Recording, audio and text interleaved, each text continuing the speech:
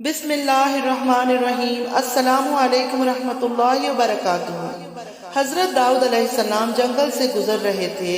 اتنی دیر میں ایک شیر جیسے ہی آپ کی مہک کو محسوس کرتا ہے دوڑتا ہوا حضرت داؤد علیہ السلام کے قریب آتا ہے اور ان کے قدموں پر سر رکھ کے اپنی زبان میں کہتا ہے، اے اللہ کے نبی، میں آپ کی زیارت کے لیے آیا ہوں۔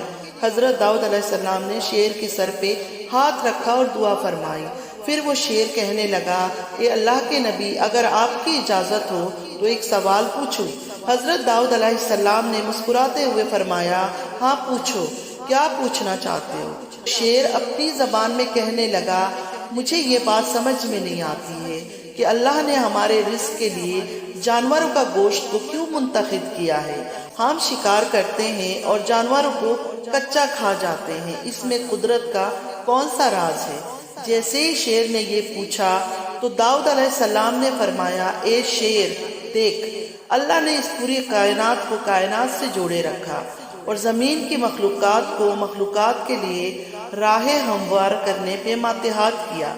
دیکھ، اگر اس جنگل میں سانپ نہ ہوتے تو ہوا میں اتنی بیماریاں پیدا ہو جاتی کہ جاندار کا رہنا محال ہو جاتا۔ اگر سورج کی گرمی نہ ہوتی تو زمین پہ سردی کی وجہ سے مخلوقات کا رہنا مشکل ہو جاتا اور بارش کا برسنا، مختلف جگہوں پہ درخت اور سبزہ اگنا ممکن نہ ہوتا۔ ویسے ہی اگر جنگل میں جنگلی جانور نہ ہوتے تو سبز پتے کھانے والی مخلوقات اتنی تیزی سے اپنی نسل کو بڑھاتی کہ زمین کے سارے پتے کھا جاتی اور اس جنگل میں کوئی بھی سبز پتا باقی نہ رہتا۔ اللہ نے تمہارے رزق کو جانوروں کا گوشت اس لیے رکھا ہے تاکہ تم اپنے رزق کو حاصل کرنے کے ساتھ ساتھ اس قدرت کی حفاظت بھی کرتے رہو۔ لیکن یاد رکھنا، رزق اتنا ہی کھانا جتنا تمہاری ضرورت ہے۔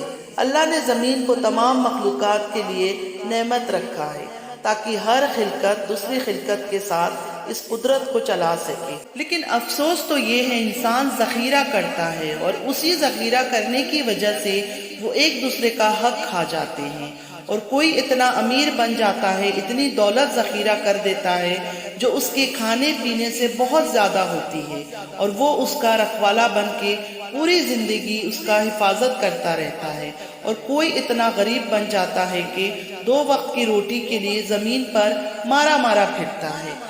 امید ہے آج کا ویڈیو آپ لوگ کو اچھا لگا ہوگا، اور اگر آپ لوگوں نے ابھی تک میرے چینل کو سبسکرائب نہیں کیا ہے تو پلیز سبسکرائب کر لیجئے، ایسے ہی قصے، کہانیاں، پیغمبروں کی واقعات، دین کی باتیں سننے کے لیے۔ ملتے ہیں نئی ایک ویڈیو کے ساتھ۔ اللہ حافظ۔ السلام علیکم ورحمۃ اللہ وبرکاتہ۔